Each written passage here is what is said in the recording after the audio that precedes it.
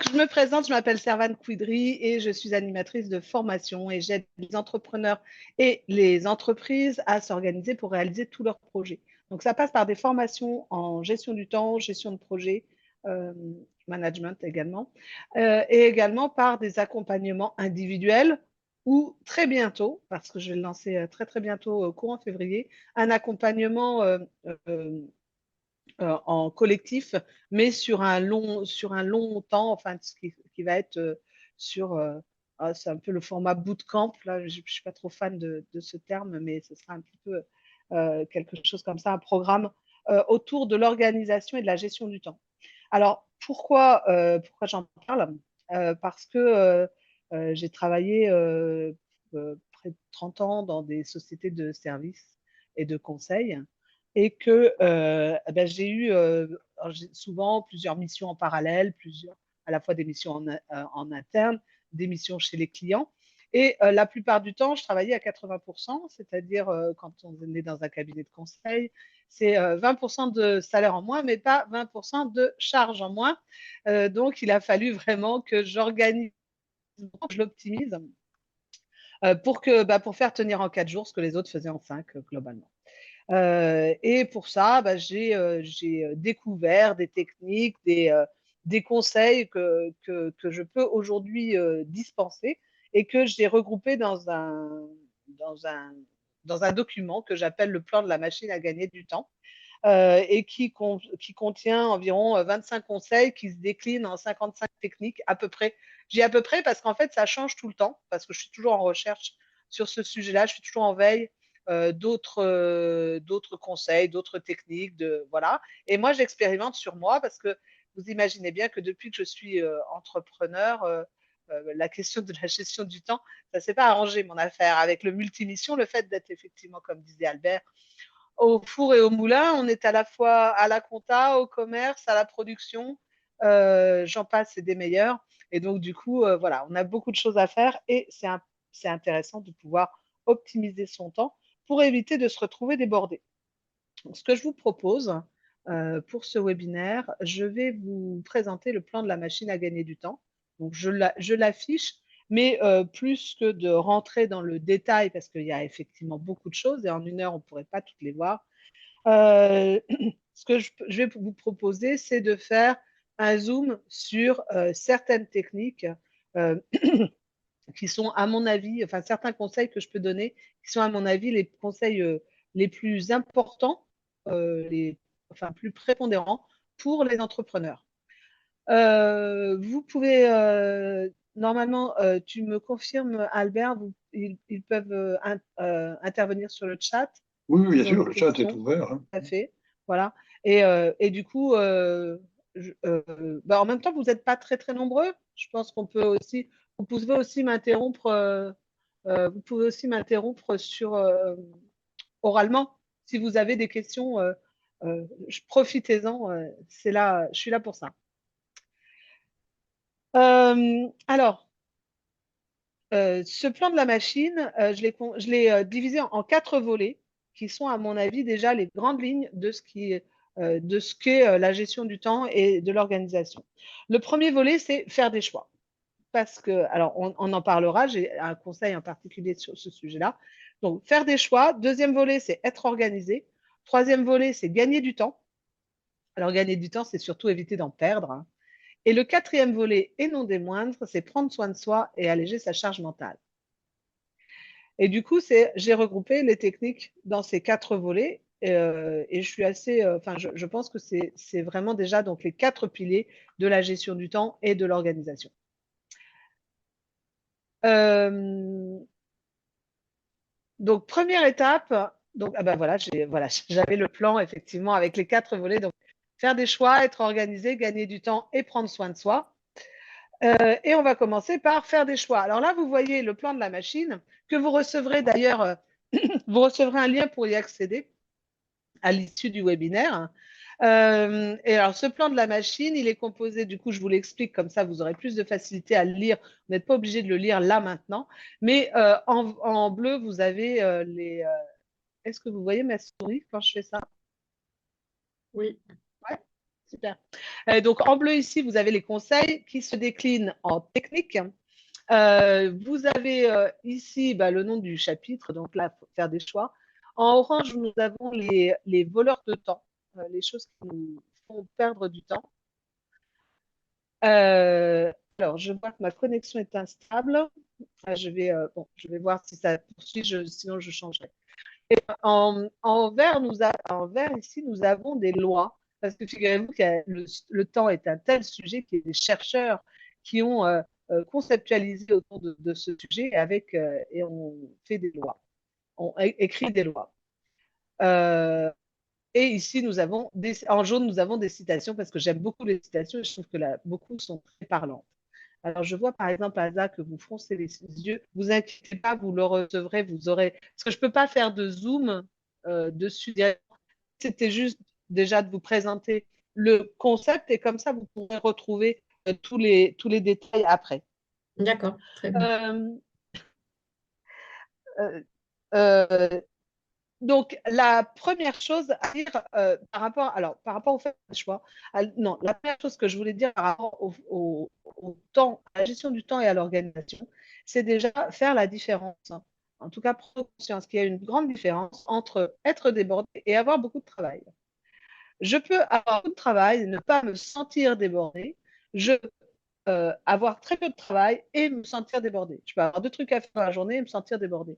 Euh, Pourquoi? Parce que se sentir débordé, c'est une sensation, c'est quelque chose qui est impalpable et qu'on ne peut pas mesurer et qui va dépendre de mon humeur du jour, de mon humeur, de ma façon de gérer en général les choses, le stress, etc. Et alors que à votre travail, ça, c'est quelque chose de quantifiable. Et donc, le premier conseil que je peux vous donner, c'est déjà justement de savoir quantifier ce travail. Savoir quantifier ce travail, pour moi, ça passe par le fait d'avoir une to-do list organisée. La to-do list, vous pouvez utiliser n'importe quel outil, enfin l'outil qui vous convient pour faire ça. C'est-à-dire que ça peut très bien être un tableau Excel, ça peut très bien être dans votre agenda, ça peut être dans des notes quelque part, ça peut être des outils spécifiques pour la gestion des tâches, comme on peut avoir Asana, Remember the Milk, Todoist, etc., etc.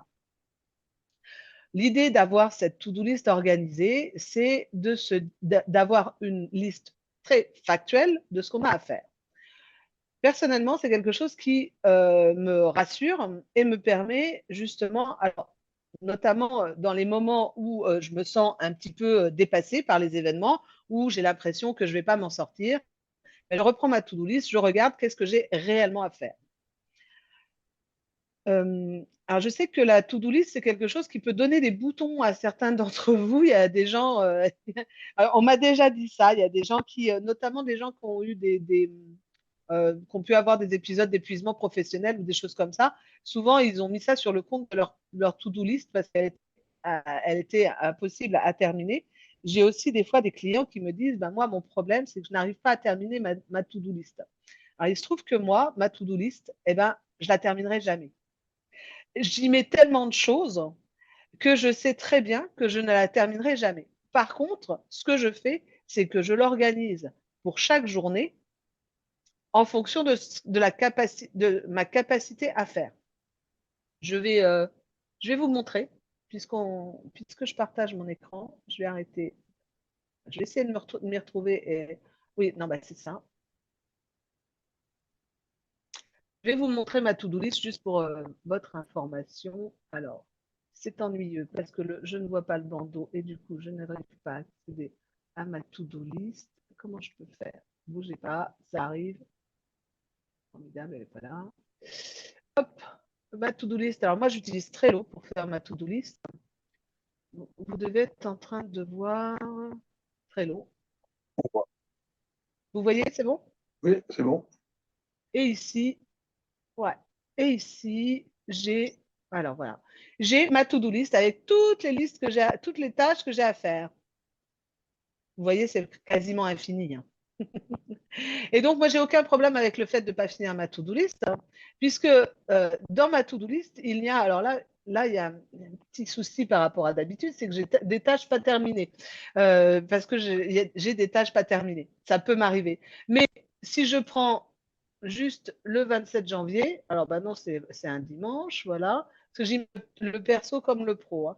Si je prends le 29 janvier, voilà ce que j'ai à faire pour le 29 janvier. Bim, j'ai décidé que j'avais ça à faire.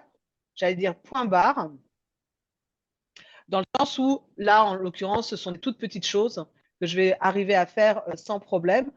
En plus, je n'ai pas de rendez-vous lundi.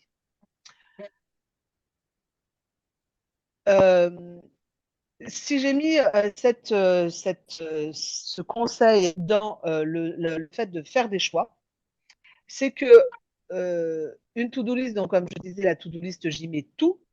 Par contre, il y a un moment donné, il faut, en fait, j'ai une assez mauvaise nouvelle pour vous. Vous n'êtes a priori pas des Wonder Woman ou des Superman. Vous n'êtes pas des super-héros. Et donc, a priori, vous ne pourrez probablement pas tout faire. Si je voulais tout faire de tout ce qu'il y a là, et même des fois, si je voulais tout faire de tout ce que j'ai vu dans une journée, ce ne serait pas possible. Donc, ça impose de faire des choix. Je vais vous remettre le plan de la machine. Ah bah tiens, il y a un plus.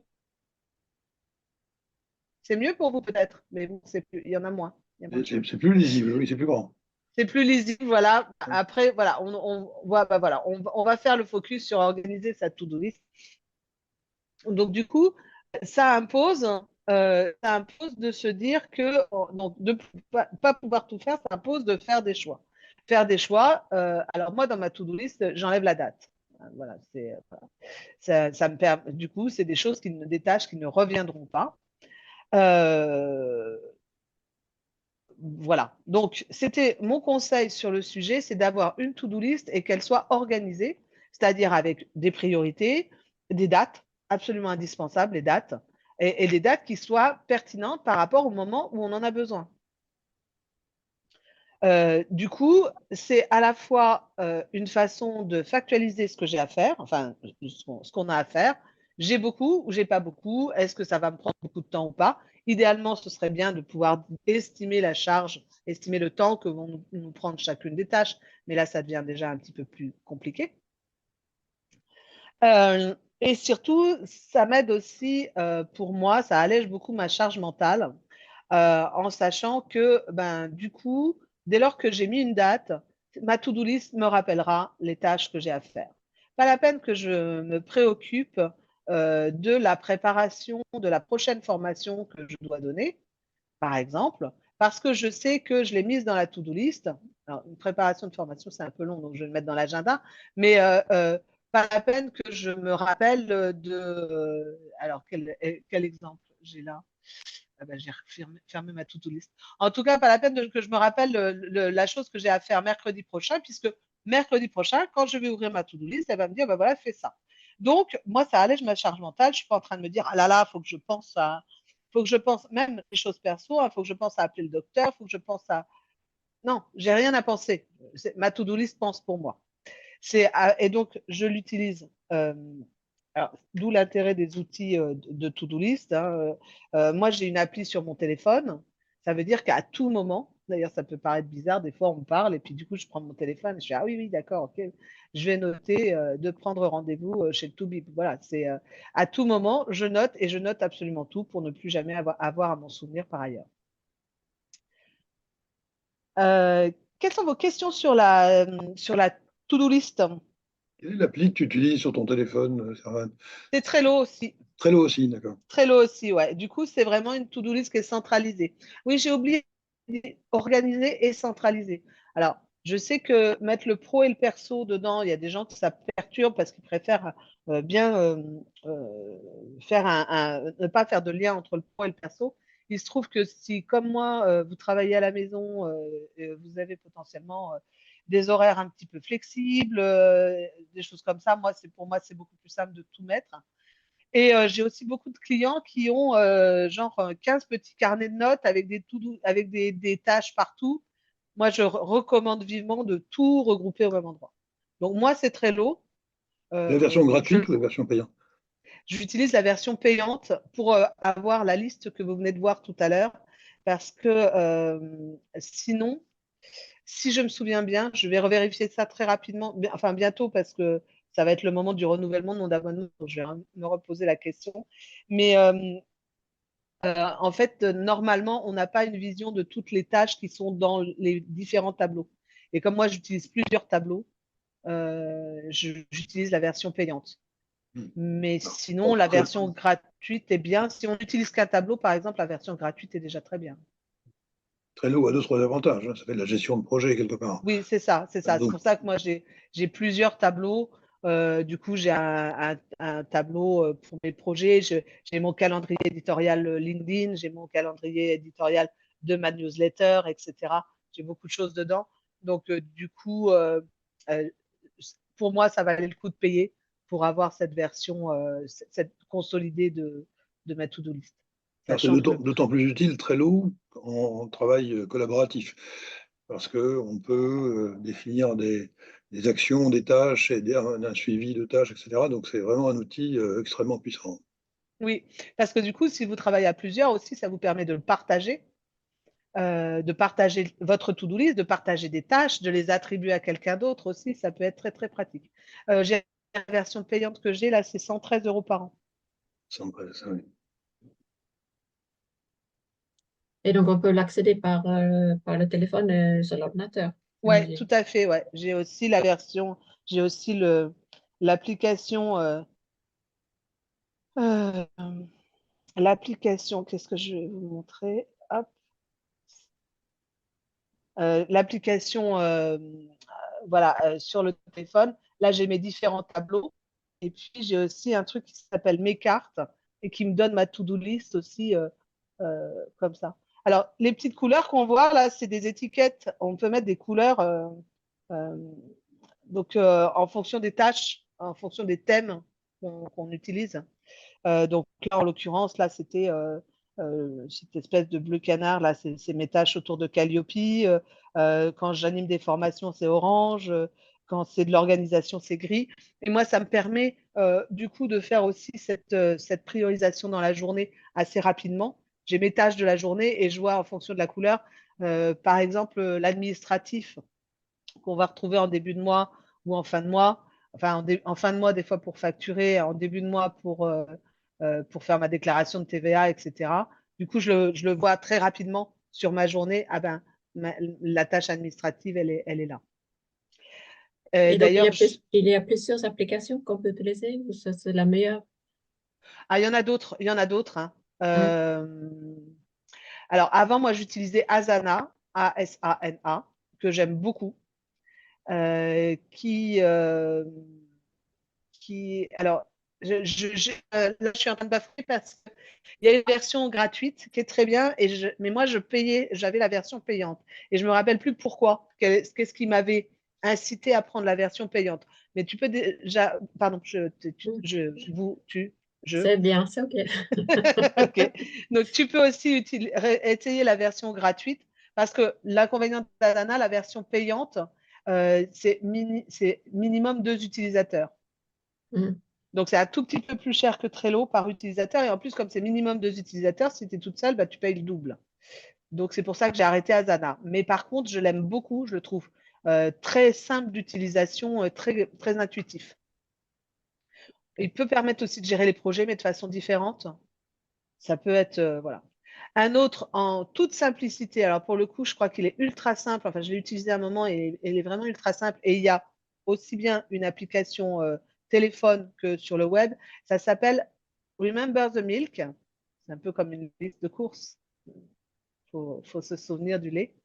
Et pour le coup, il est ultra simple, très facile d'utilisation, très facile à mettre en œuvre. Et c'est vraiment, c'est son métier, c'est de faire de la to-do list. OK. Voilà, c'est les trois auxquels je pense. Je sais que j'ai un client qui m'a parlé d'un autre qui s'appelle Todoist, mais je ne l'ai pas encore exploré, donc je peux pas dire ce que j'en pense. Et Trello en version gratuite, ça peut marcher aussi Oui, si les tâches ne sont pas affectées à des fiches. C'est-à-dire si on a juste une liste de tâches avec des priorités, est-ce que ça peut marcher quand même ou... ouais, tout à fait, tout à Hein, fait. quand même. C'est-à-dire que du coup, alors je vais réouvrir Trello. Qu'est-ce qu'on verrait si, en fait, je- j'ai un tableau to-do list quand même. Eh ben, typiquement, j'ai affaires, faits et liens utiles. Ben, en fait, si j'avais que la version payante, la version gratuite, par exemple, ben, je me contenterais de cette tâche, de cette liste-là, et ça irait très bien. Si j'ai toutes mes tâches dans cette même liste, ça va très bien. Du coup, Et je l'ai voilà, et c'est disponible aussi sur le smartphone et sur aussi. sur le Ouais, PC. ouais, tout à fait. Même en version gratuite. Moi, ce que ça m'apporte, c'est de pouvoir, finalement, c'est ça, là, mes tâches par date limite, qui me permet de consolider plusieurs tableaux parce que je vais mettre des actions dans, par exemple, projet. Voilà, j'ai un tableau projet aussi où je mets tous mes projets, où je mets toutes les idées que j'ai, que j'en ai 5 à la minute. Donc, non, elles n'y sont pas toutes, du coup, je n'ai pas toujours le temps. Mais par exemple, j'ai décidé de refondre mon site. Et là, du coup, ce projet est devenu quelque chose que j'ai mis en avant. Et donc, du coup, je mets une date. Et donc, ça va réapparaître dans ma liste de tâches globale. Mais si je veux, si je me contente d'un seul tableau, j'ai aussi une liste comme ça et j'ai je le vois directement et j'ai pas besoin de la version payante. C'est OK? Parfait. On était sur faire des choix. Ah, je voulais aussi, du coup, alors, j'insiste beaucoup sur faire des choix. Non. Du coup, on va passer au conseil numéro 2 autour cette fois, de être organisé. Être organisé, pour moi, le principal, c'est de planifier son activité. Planifier son activité, ça veut dire qu'on va devoir estimer le temps nécessaire alors, pour le coup, pour les grosses tâches, hein, je mets dans ma to-do list, moi, les petites choses, enfin, les petites choses.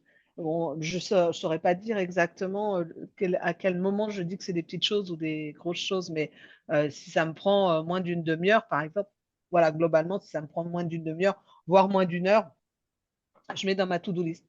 Par contre, dès lors que j'ai des activités un peu plus chronophages, par exemple, alors, animer une formation, ça va être quelque chose qui va être dans mon agenda. Mais du coup, il y a aussi la préparation de ces formations. Il faut savoir globalement, alors ça c'est ma tambouille interne, mais que pour une journée de formation, j'ai une journée et demie, voire 2 jours de préparation. Donc, si on me commande une formation de 2 jours, il faut aussi que je planifie préalablement 4 jours de préparation. Donc ça, je vais le mettre dans mon agenda. Et ça, moi, je sais, du coup, par l'expérience. J'ai compté le temps que je mettais à préparer une formation et j'ai vu que, voilà, c'est entre un jour et demi et 2 jours. Donc, je vais planifier les 2 jours. Avec un peu de chance, ça va me prendre moins de temps. Ça me permettra de libérer du temps. Dans tous les cas, je mets ça dans mon agenda et je planifie tout ça. Pourquoi je dis ça?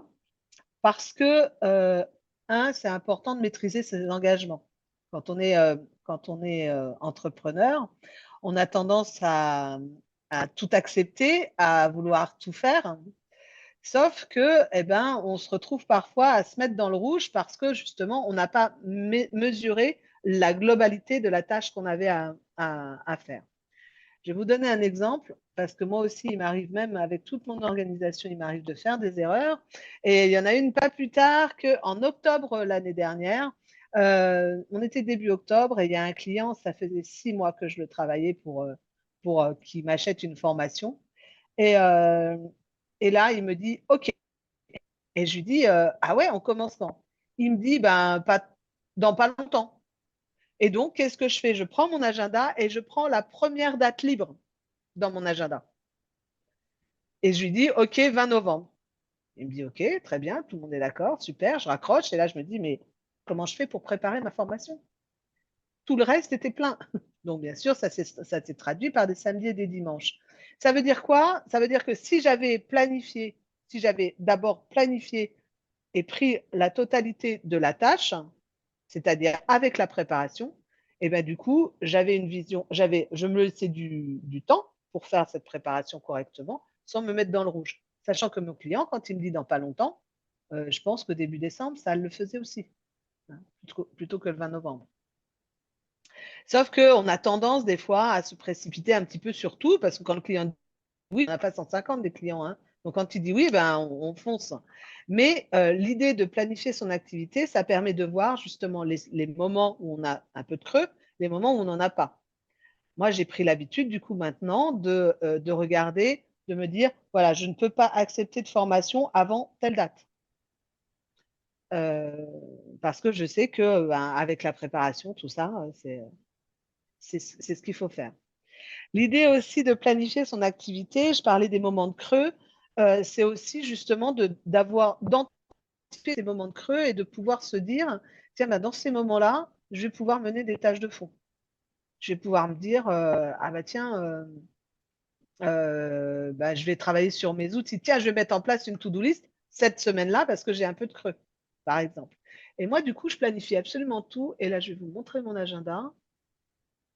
Alors, sur cette semaine, voilà, ça peut faire peur comme ça, hein, mais je planifie les trajets aussi. Alors là, c'est pas très important parce que c'est le matin, mais des fois, des trajets en cours de journée, c'est important. Alors, ils sont en jaune, là, moi, les trajets. C'est important de les planifier parce que moi, c'est pareil, j'avais un peu tendance à oublier cet aspect trajet, sauf que ça rogne sur le temps que j'ai disponible. Je vais prendre un exemple. Voilà, vendredi dernier, le 19, j'avais la préparation de formation à faire, c'est en bleu. Et au début, je n'avais pas mis le trajet pour aller, je devais aller au Sénat et je n'avais pas mis le trajet pour y aller. Sauf que du coup, en faisant ça, j'ai l'impression, voilà, si je fais ça, j'ai l'impression que j'ai 3 heures à consacrer à ma préparation de formation. Mais ce n'est pas vrai parce que j'ai 1 heure et demie de transport au milieu. Donc, du coup, je préfère maintenant planifier mes trajets. Du coup, il va falloir que je la... Voilà, planifier mes trajets. Comme ça, je sais très exactement le temps que j'ai disponible pour faire. Alors là, une question, tu garnis ça à la main, c'est pas une relation entre Ouais. Trello et Google Non, Agenda, hein, c'est la main. non, non, c'est à la main, ouais.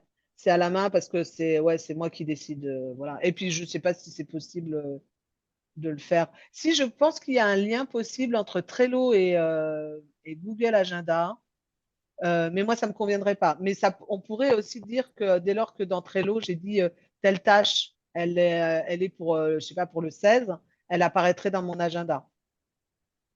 Moi je préfère les garder séparés, mais ça pourrait être commun, je crois.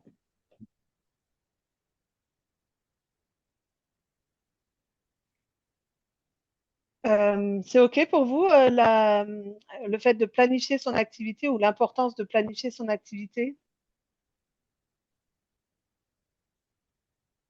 Ça marche. On n'a pas le temps de répondre parce que l'agenda est plein. Et oui, OK. On va passer au troisième qui est de gagner du temps. Et gagner du temps, pour moi, c'est déjà rester concentré. Rester concentré, c'est pas toujours quelque chose qui est très, très facile à faire parce que, encore une fois, on a 150 trucs à faire en même temps. Et que on pense à ces 150 trucs et en plus, par-dessus marché, il va y avoir le téléphone qui va sonner, un mail qui va arriver ou que sais-je.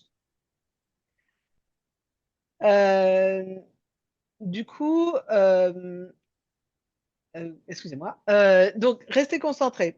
Plusieurs techniques autour de ce point-là, notamment une que je pratique moi vraiment très très souvent, c'est le fait de se créer un rituel de concentration.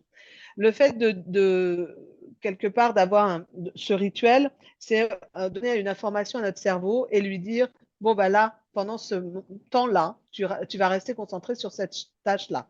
Et il se trouve que alors je fais ça quand j'ai des tâches à mener. Tiens, par exemple, comme la préparation d'une formation, je vais m'y consacrer peut-être 2 heures ou ça. Et du coup, ben, ça me demande une certaine concentration. À chaque interruption, on perd du temps. Donc, du coup, ben, ce que je fais, alors moi, c'est ma technique à moi. Ben, déjà, je ferme toutes les fenêtres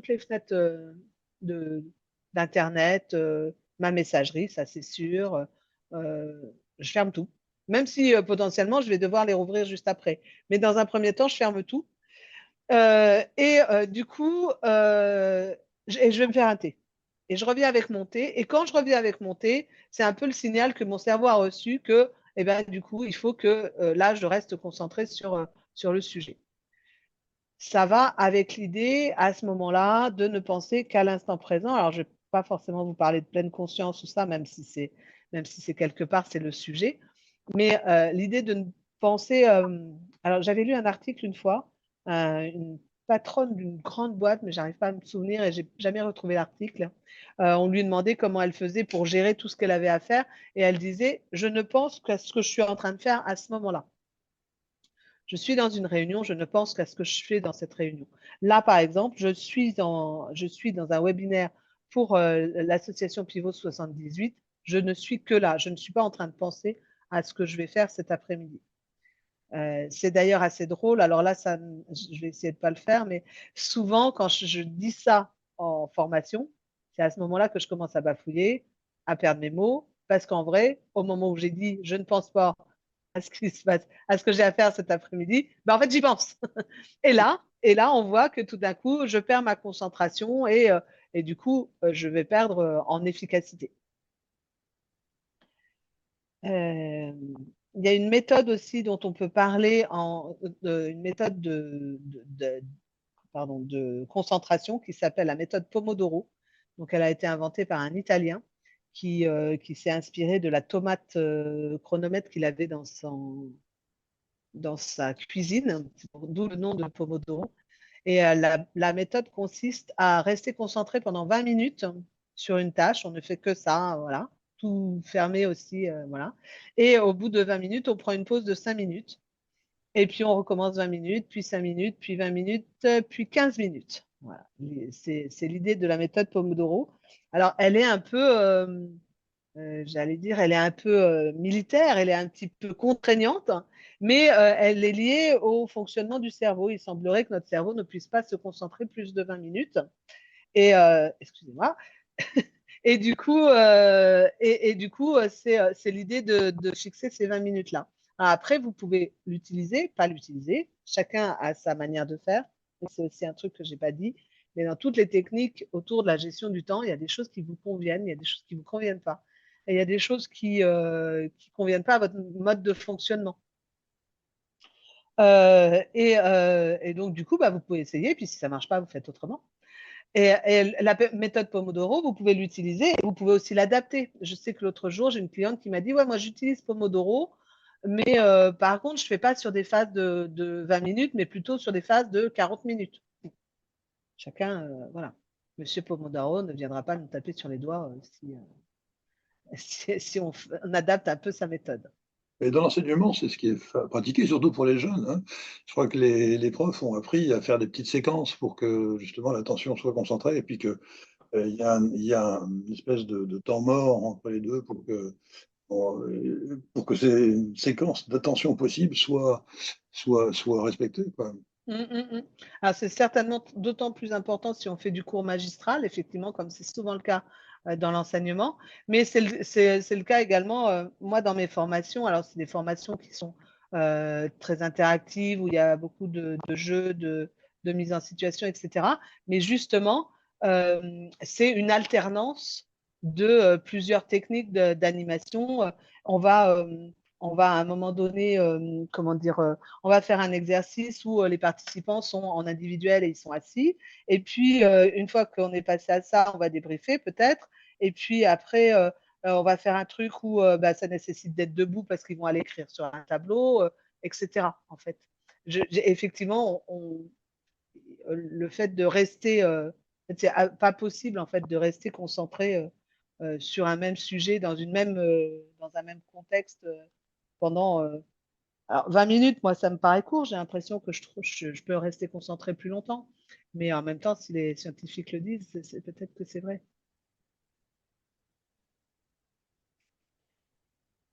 Est-ce que c'est OK sur le fait de rester concentré? Faut juste y arriver. Il faut juste y arriver, voilà. Mais c'est une question d'entraînement, en fait. Le cerveau, c'est un peu comme un sportif, hein. On peut l'entraîner. Dans les cours que j'ai eus sur le sujet, il y avait une image que j'aime bien. Si vous marchez dans la forêt, euh, un endroit où personne n'a jamais marché, eh ben, au début, c'est dur, c'est difficile. Il y a des ronces, il y a des branches, voilà. Sauf que si vous le faites une fois, deux fois, trois fois, si vous le faites tous les jours, au bout d'un moment, il y a un chemin qui se crée et ça va être d'autant plus facile. Ben, c'est exactement la même chose avec le cerveau. Si on s'entraîne à faire des choses, on peut, ça devient finalement un automatisme. C'est vrai que c'est un muscle, le cerveau. C'est ça, c'est ça, c'est un muscle. Alors scientifiquement parlant, je suis pas sûre, mais en fait, c'est comme un muscle, effectivement. On on peut s'entraîner à rester concentré. Et ça, je trouve que c'est vraiment hyper important pour des entrepreneurs parce qu'on a tellement de choses à faire et tellement de sujets différents à traiter que souvent on a tendance je vais pas dire à papillonner, mais en fait à partir un peu dans tous les sens et, et ou à vouloir faire plusieurs choses en même temps, ce qui est absolument impossible en fait, même pour nous les femmes. On ne peut pas faire plusieurs choses en même temps. On ne peut pas faire plusieurs choses bien en même temps. C'est-à-dire que si on fait plusieurs choses en même temps, il y en a qui vont. Il y a au moins. Si on fait deux choses en même temps, il y a au moins une des choses qui ne sera pas bien faite, quoi. C'est vrai qu'il y a une différence fondamentale entre le cerveau des femmes et le cerveau des hommes. Les hommes sont monotâches et les femmes sont multitâches. Est-ce que c'est vrai? Je ne crois pas. Alors après, je ne suis pas neuroscientifique, hein, voilà. Mais je pense que ça, c'est plutôt un neuromythe hein, qui dit, voilà, qui dit qu'il y a une différence. Moi, je ne crois pas. Alors déjà, mais nous, les femmes, on ne peut pas faire deux choses en même temps de façon correcte, sauf si une des choses qui est automatique. Par exemple, on peut parler en conduisant, discuter avec la personne à côté en conduisant. Mais ça, on va le faire que si on est sur une autoroute, il ne se passe pas grand-chose, on reste concentré sur la route. Dès lors qu'on va faire un créneau, par exemple, eh ben, il y a des chances qu'on on va s'arrêter de parler.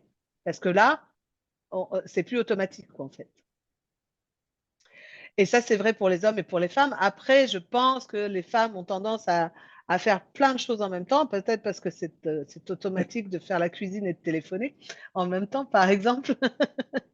Mais c'est peut-être parce qu'on veut faire beaucoup de choses et du coup, ouais.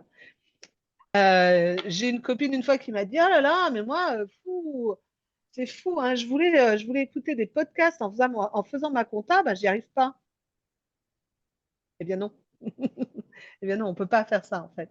Voilà, écouter un podcast, c'est une activité en soi. Alors, on peut le faire en marchant. Moi, c'est ce que je fais des fois. Je vais écouter des podcasts en allant marcher au parc. Ouais, ça, c'est OK. Mais en faisant sa compta, non, c'est pas possible parce que c'est pas automatique ni de faire la compta ni d'écouter le podcast, quoi. C'est OK pour vous?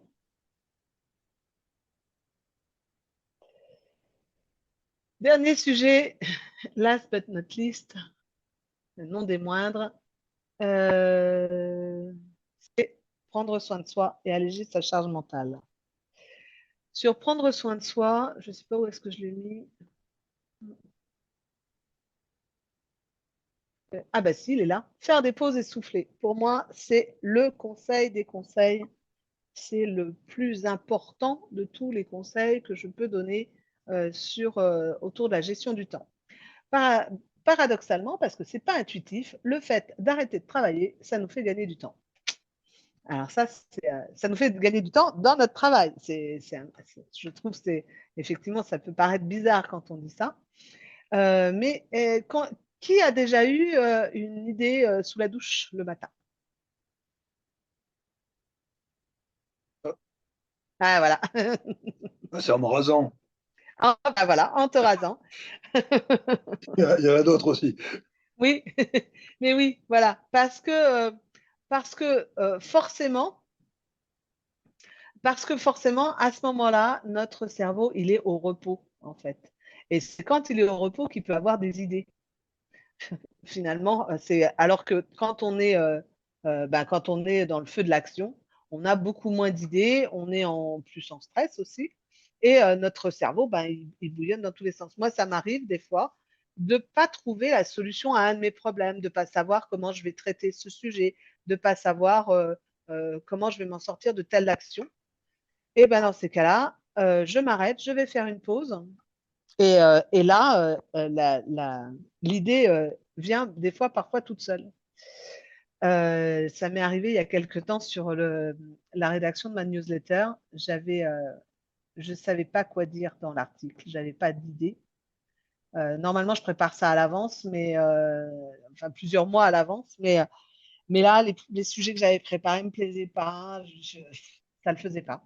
Et, euh, et puis, ben, il se trouve que je suis allée faire une sieste. Je me suis réveillée. Mon article était déjà quasiment écrit dans ma tête. C'était alors ça s'est pas fait inconsciemment, hein, ça s'est fait consciemment. C'est quand je me suis réveillée, j'ai repensé à cette histoire. Je me suis dit, ah bah oui tiens, je vais écrire ça et puis ah bah je vais le tourner comme ci comme ça, etc. Et c'était déjà fait. Et je trouve que faites l'expérience, vous verrez que c'est intéressant comme on gagne du temps à prendre des pauses. Moi, je gagne beaucoup de temps aussi à faire des siestes. Oui, parce que alors un temps, surtout quand j'étais salariée, j'avais vraiment des gros coups de barre à genre 14 heures après manger. En tout cas, j'avais un gros coup de barre. Et c'était difficile pour moi. Et du coup, je dodelinais de la tête. Je m'endormais en sursaut, en quelque sorte. Et je galérais, quoi. Et un jour, j'en ai parlé à un collègue et il se trouve que mon patron est arrivé derrière moi. Et il me dit, si t'es fatigué, pourquoi tu dors pas? Je dis, ben, parce que tu es là, en fait. C'est aussi simple que ça. Et il m'a dit, non, tu ferais mieux de dormir, tu gagnerais du temps. J'ai pas tout de suite compris ce qu'il a dit, mais maintenant je le sais très bien et c'est plus facile aujourd'hui que je suis toute seule dans mon bureau et j'ai un canapé à côté de moi et c'est pas un hasard.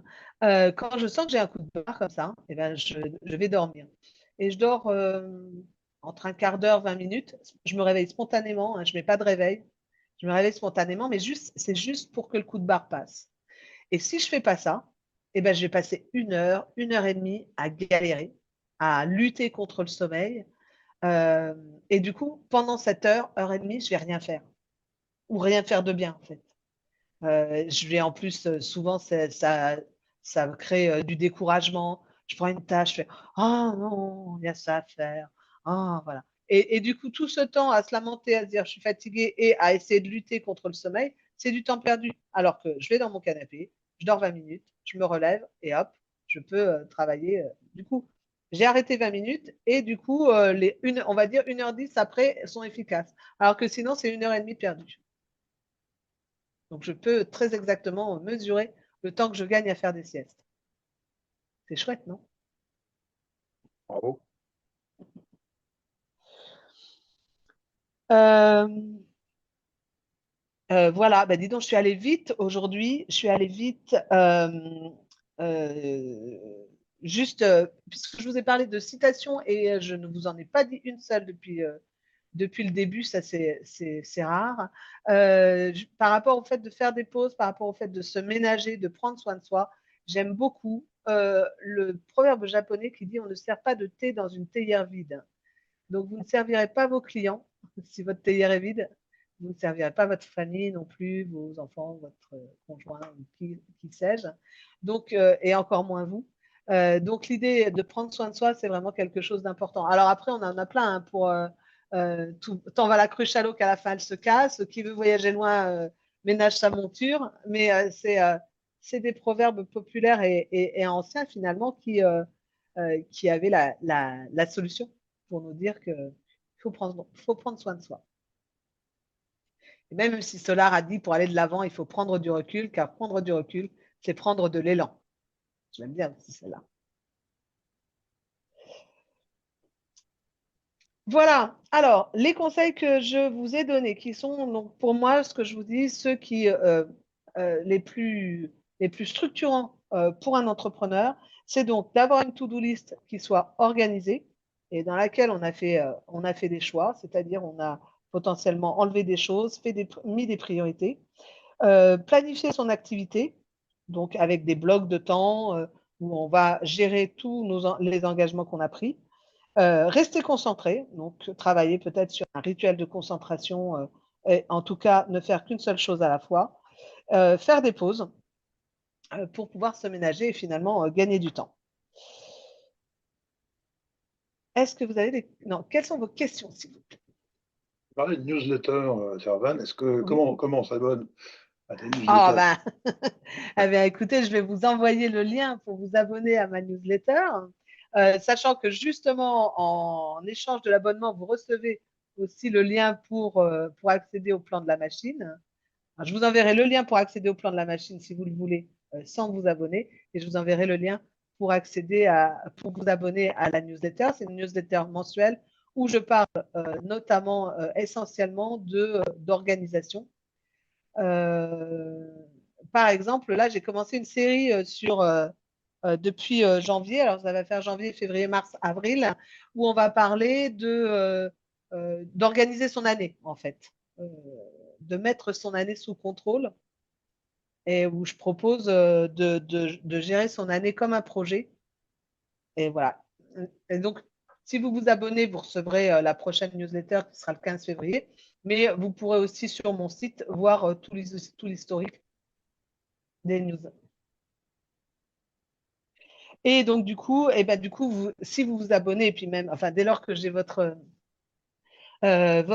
adresse mail, je vous tiendrai au courant aussi de la mise en place de mon accompagnement collectif. En fait, mon idée, c'est de faire sur la durée, je pense au moins 6 mois, un groupe, une communauté que j'accompagnerai sur, pareil, des points structurants en faisant une réunion par mois, une réunion qui serait une partie où je délivre un conseil, une technique, je l'explique en détail. Une autre partie où les participants pourraient mettre en place directement, parce que l'idée, c'est un webinaire comme ça, c'est super. Mais même des fois, les rendez-vous que je fais en accompagnement individuel, les gens, ils repartent avec un plan d'action, ils se disent, ah ouais, je vais faire ça. Sauf qu'après, des fois, ils ne le font pas parce qu'ils se laissent prendre par le temps, justement. Donc là, l'idée de mon accompagnement, de mon programme, ce serait de commencer à le faire en direct et d'avoir une autre réunion, toujours une fois par mois, pour faire une analyse de pratique et échanger sur comment vous avez mis en pratique dans votre quotidien ce qu'on a proposé. Voilà, donc ça sortira courant février parce que j'ai planifié toute la préparation de ce programme. Euh, j'ai déjà, j'ai déjà les thèmes que je veux aborder et puis il y a tout on va dire le marketing qui va avec aussi et tout ça. Donc février, mars. Voilà. En tout cas, mon objectif, c'est fin de premier trimestre. Il a un nom, ce programme? Alors, pour l'instant, tout s'appelle On se calme et on s'organise. D'accord. C'est-à-dire que ma newsletter s'appelle On se calme et on s'organise. Et aujourd'hui, mon accompagnement individuel s'appelle aussi On se calme et on s'organise. Et je pense que En fait, ce nom me plaît beaucoup. Parce que d'abord, c'est un leitmotiv que je me répète souvent. Justement, quand je me sens débordée, quand j'ai l'impression que je ne vais pas réussir à tout faire, je me dis, bon, on se calme et on s'organise. Et là, c'est vraiment pour moi, c'est encore un truc que j'ai dit à mon cerveau. Bon, tu arrêtes de stresser, on va vraiment prendre les choses. Qu'est-ce que j'ai à faire? Dans quel ordre? Qu'est-ce que j'ai vraiment à faire? Parce qu'il y a des choses, si ce n'est pas fait aujourd'hui, ça pourra être très bien être fait demain ou après-demain. Voilà. Et donc, du coup, je pense, à ce stade, sauf si j'ai de nouvelles idées, tout s'appelle On se calme et on s'organise, mais il y aura différents niveaux, entre guillemets, donc, le programme pourrait s'appeler, qu'est-ce que j'ai le boost en équipe. Bon, voilà, il y a un travail comme ça autour de prendre de l'élan, de boost, et en même temps d'être un peu en collectif pour pouvoir échanger avec ses pairs. J'ai eu cette idée notamment parce que donc je fais depuis septembre des accompagnements individuels sous la forme d'un entretien d'1h30 où on prend pour le coup la personne me dit voilà ma problématique par rapport à l'organisation c'est ça et là on fait quelque chose de complètement individuel et personnalisé et souvent je les rappelle au moins un mois après pour leur dire alors qu'est-ce que tu as fait, est-ce que c'était bien, etc. Et je m'aperçois que certains parfois appliquent la méthode d'une manière tout à fait à eux, à laquelle je n'avais pas forcément pensé. Et donc, je trouve que c'est intéressant aussi de pouvoir échanger avec les autres sur ah ben tiens, tu as fait comme ça. Ah ben oui, ça pourrait s'appliquer à moi. Et moi, je ne pense pas forcément à tout. Hein. Voilà, j'ai mon application, ma mise en application des techniques dont je parle. Et je trouve ça intéressant de pouvoir échanger avec les autres. Mais l'entretien individuel d'1h30 pour 250 € hors taxe reste en vigueur aussi. Donc, vous aurez aussi toutes mes coordonnées pour prendre contact avec moi si ça vous intéresse qu'on échange sur ce sujet. Pour être sûr de comprendre, le programme que tu proposes, c'est de l'individuel uniquement ou il y a un mélange individuel et collectif? Alors, c'est au choix, c'est à la carte, c'est-à-dire il y aura un truc collectif et il y a un truc individuel. Voilà. Et l'un n'empêche pas l'autre. Mais Oui. après, c'est un petit peu au choix. Voilà. Aujourd'hui, par exemple, j'ai une cliente que j'ai vue en entretien individuel une fois. Elle a décidé qu'on se reverrait pour des entretiens individuels d'1 heure toute l'année, tous les 4 mois. Bon. Voilà. Donc, ça fait tous les 3 parce que c'est 4 fois 3, hop là. Voilà, tous les trimestres, en fait. Quand je dis, elle a décidé, on a échangé toutes les deux hein, sur le truc, c'est que je lui ai proposé un plan d'action et finalement, on va le suivre toute l'année. Voilà. Et ce, en individuel. Pour autant, ça ne l'empêchera pas éventuellement de participer au collectif parce que du coup, ça va lui apporter encore d'autres choses, le collectif. La force du collectif, c'est-à-dire que les idées de chacun aident à avancer soi-même. C'est ça, c'est ça. Et en plus, alors, le gros avantage d'avoir des rendez-vous comme ça, alors que ça soit en individuel ou en collectif, mais j'ai envie de dire a fortiori en collectif, le fait d'avoir un rendez-vous, ça nous force à l'action. Voilà, j'ai mis des années avant de sortir ma newsletter parce que je disais, je veux faire une newsletter, je veux faire une newsletter. Et puis, je m'étais sabaté pour ce trimestre-là. Ben non, j'ai pas fait, ben, ce sera le trimestre suivant et tout ça. Jusqu'au jour où j'ai décidé, j'ai pris mon téléphone et j'ai appelé une personne que je connais via LinkedIn qui aide les entrepreneurs à créer leur newsletter. Je lui ai dit, Angélique, aide-moi. Elle me dit, OK, rendez-vous telle date. Alors, après, on a fait un premier rendez-vous, on a fait un deuxième, on a fait un troisième. Et j'avais les rendez-vous. Je savais que, ah bah, attention, j'ai rendez-vous demain avec Angélique, j'ai intérêt de m'y mettre aujourd'hui et pour pouvoir lui présenter quelque chose. Si j'avais été toute seule, je ne l'aurais pas fait. Et là, ça nous force aussi à l'action. Et je trouve ça, du coup, beaucoup plus efficace. Donc, à la fois le fait d'avoir des rendez-vous réguliers, le fait de faire. En fait, il y a deux choses. L'individuel, il est très personnalisé. C'est ma problématique à moi qui va être traitée et on va la traiter à ma façon. En fait. Et le collectif, ben, on va parler plus généralement, donc ça peut faire découvrir des choses aussi, mais on va aussi profiter de la force du collectif justement pour échanger et mettre en pratique peut-être différemment. C'est plus clair. Ça commence quand? Tu veux signer? Ah bah oui, attends. Ah bah, ça peut commencer. Alors, si en plus j'ai déjà des inscrits, alors là, ça peut commencer relativement vite. Parce que j'ai déjà les idées assez claires.